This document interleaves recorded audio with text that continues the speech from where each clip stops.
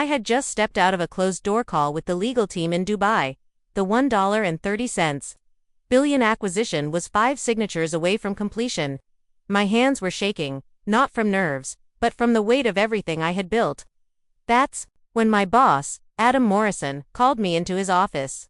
No congratulations, no handshake. Just a brown envelope already sitting on the corner of his desk.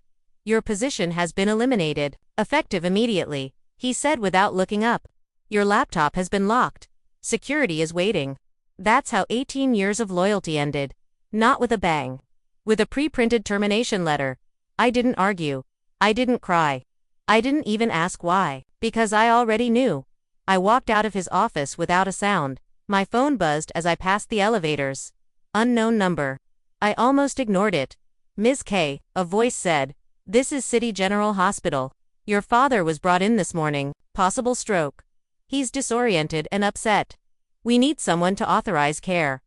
My throat clenched. "I'll be there as soon as I can," I said softly. I kept walking past the marble lobby, past the front desk where no one looked up, past the security guard who didn't make eye contact.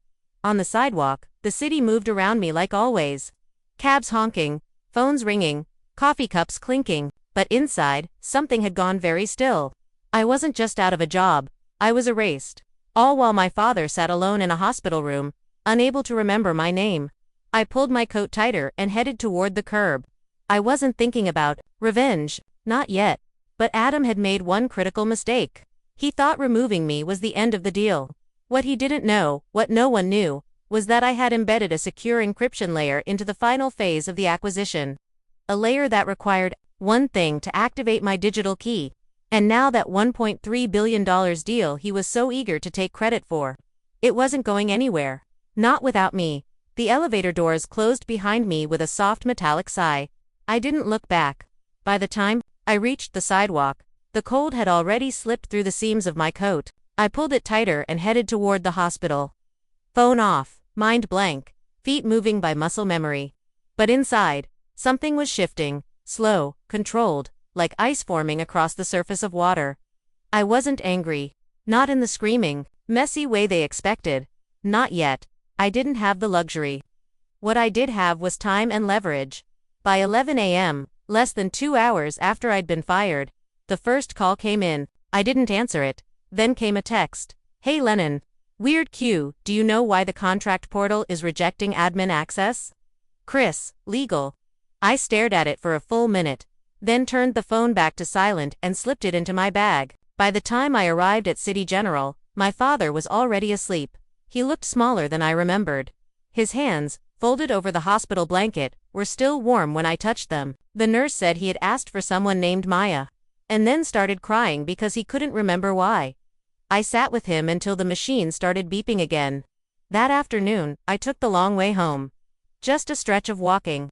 No music, no phone, no words, but as my boots hit the pavement in slow, steady rhythm, the pieces started falling into place.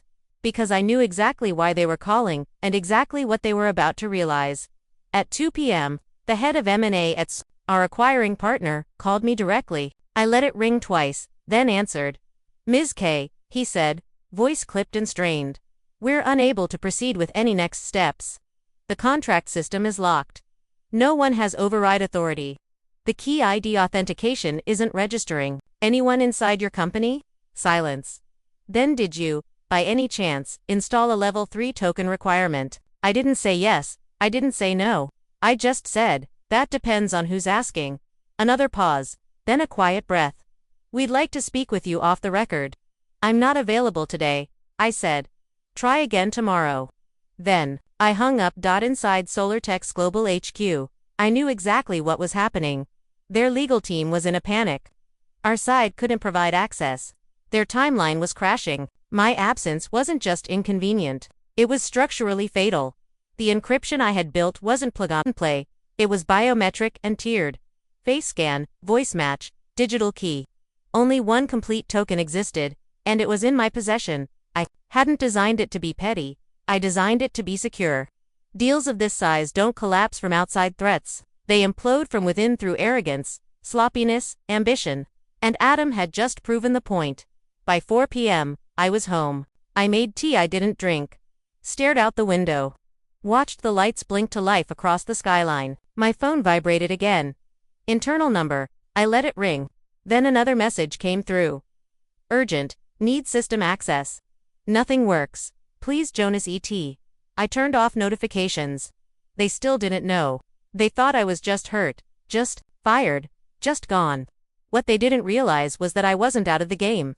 I was simply repositioning. I opened my laptop, logged into my private cloud mirror.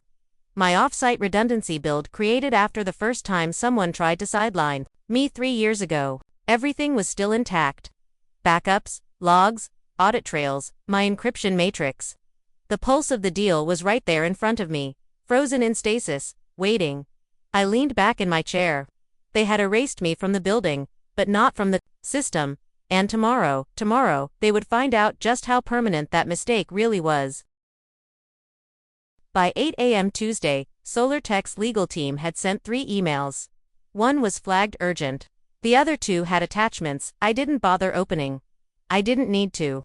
They were beginning to circle the edges of a question they hadn't wanted to ask out loud.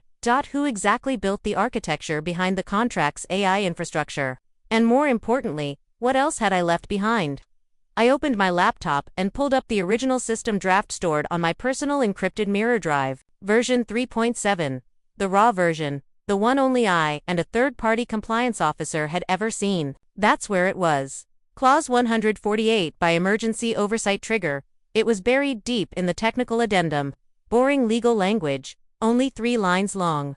But those 3 lines were the foundation of everything. In the event that the project architect is involuntarily removed from their position before project execution is complete, full protocol authority will transfer to the designated third-party compliance body until a formal external review is conducted. At the time, it had seemed like simple risk mitigation, protection against bad actors, internal sabotage, or sudden turnover. Just another firewall in a system full of them. I'd even flagged it for Adam in the early drafts. He skimmed past it, called it paranoid insurance. He signed it anyway. Now, it was live by terminating me mid-process.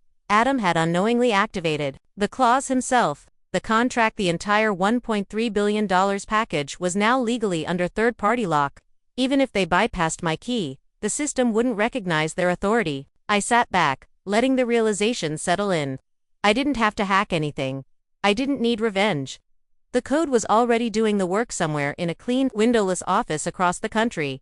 An auditing team was probably printing my name on a new file folder marked active. The system would have sent a flag the moment Adam executed the offboarding.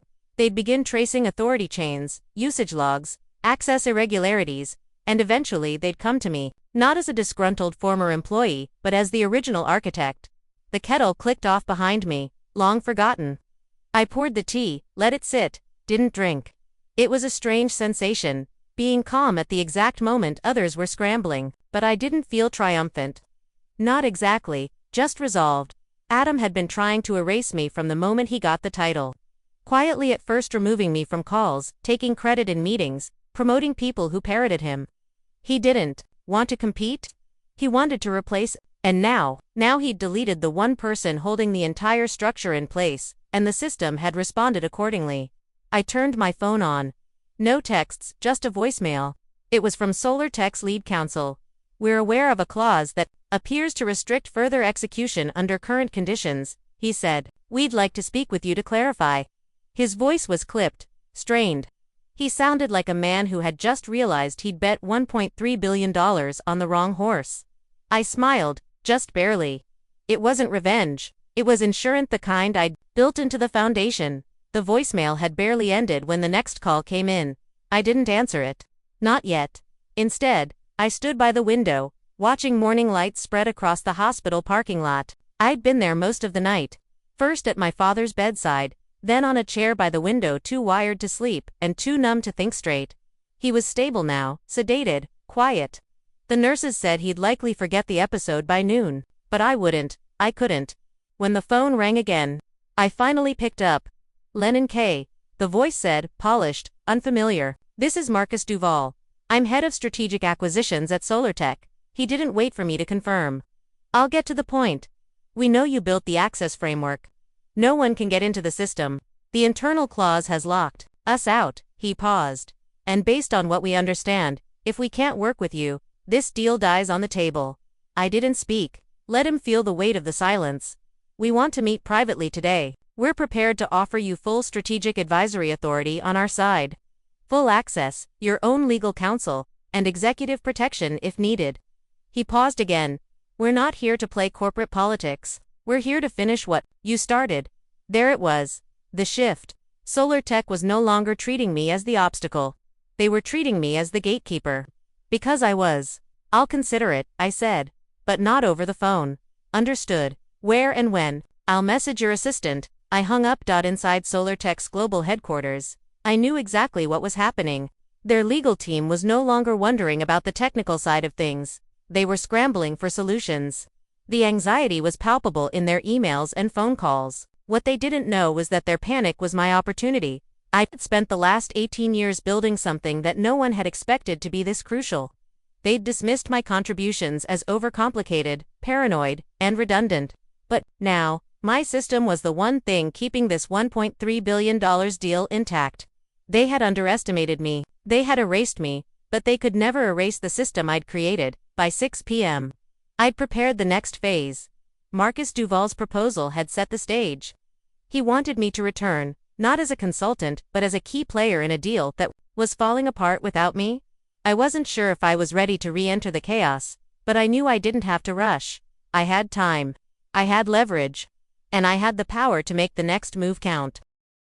By 7 a.m. Wednesday, I was already dressed. Black blazer, charcoal slacks, low heels, no jewelry. Everything about my appearance was intentional, measured, neutral, steady, no sharpness, no flash, just presence. Because today wasn't about intimidation. It was about inevitability. I moved through my apartment in practiced silence, like a soldier before deployment. The cherrywood box stayed closed on the table. The gold-plated USB untouched for now. There was still one thing left to do, and it had to be done before I stepped into that boardroom. At 7:30 a.m., I opened my laptop and accessed my mirror system, encrypted off-grid, tethered to a secure cloud server that had never once touched company infrastructure. The interface lit up in midnight blues and soft gray text, waiting for my next command. I typed slowly, deliberately. Initiate protocol lockdown. Confirm. A pop-up appeared. Are you sure this will trigger a level 3 security status across all dependent systems? I paused only for a breath, then pressed yes. The code unspooled, like silk across the screen. Lines of instructions cascading down, locking access chains, isolating credentials, sealing endpoints. Adam wouldn't even know it had happened. Not yet, but by the time he logged in, the damage would be done. At 7:40 a.m., I accessed the contract database from the buyer-side node and added a single tag to the file under Fraud Review Hold Execution. The moment that tag went live, no one on the company's internal network would be able to finalize, distribute, or edit any part of the $1.3 billion agreement. It wouldn't be flagged as cancelled. That would have drawn attention. It would look paused, neutral, but in reality, the entire system was frozen in place. Every tool Adam thought he still controlled was now inert in his hands. I sat back and checked the logs. No unauthorized entries, no escalated flags. Everything was holding. Everything was quiet. Too quiet. At 7:50 a.m., my second phone lit up. A text from Jonah. Locked out. No file movement. Everett just stormed into it, red-faced. I allowed myself one restrained breath of satisfaction. This wasn't chaos. It was orchestration. Because sometimes, the most powerful thing you can do isn't to scream. It's to say nothing while the walls close in. At 8 a.m., the first call came in from the company's general counsel. I didn't answer. Then a second call, this time from Adam himself. I watched the name flash across the screen like it belonged to a stranger. I let it ring out. Let him stew. Then came the third call from a number I didn't recognize. I picked up Ms. K. The voice said, flat, tense, you've triggered something on the contract file. Nothing is moving. I recognized the tone. Urgent, but not yet panicked. Give it time, I said evenly. I believe the system is operating exactly as it was designed. You're escalating this. I didn't answer. Instead, I said, I'll be in the building at 9:45. Don't touch anything until then. And hung up. I stood again. The room was still The city beyond my window was waking up, unaware that somewhere in a boardroom high above its streets, a war was being fought without a sound. A war of code, of leverage, of design. And I had written every line of it. At 8:30 a.m., I was walking out the door. No backup, no printouts. Just the truth and the system I'd built to hold it. By 8:45, I was crossing Market Street, heading toward the building. My phone buzzed in my coat pocket. Mara Chen. The name flashed on the screen like static. A month ago, I would have smiled seeing it. Now, I just watched it ring. I answered but said nothing. Lennon, her voice was falsely casual. The tone of someone trying too hard to sound familiar. I just wanted to say I didn't know how things were going to unfold. I thought, it was just a realignment. Her words stumbled. She was stalling. I let her keep talking, not because I cared about what she had to say, but because I wanted to hear how long it would take her to get to the real reason she called. It didn't take long. Everett asked me to reach out, she said. He'd like to speak with you, privately before the meeting. And there it was. Not regret, not apology, just delivery. Why are you calling me, Mara? I asked, voice flat, eyes on the crosswalk light that had just turned green. There was a pause. I thought, maybe it would land better coming from me. Of course, he couldn't reach me himself, so he used the one person he thought I might still listen to. He thought wrong. I crossed the street in silence. Let the seconds stretch between us.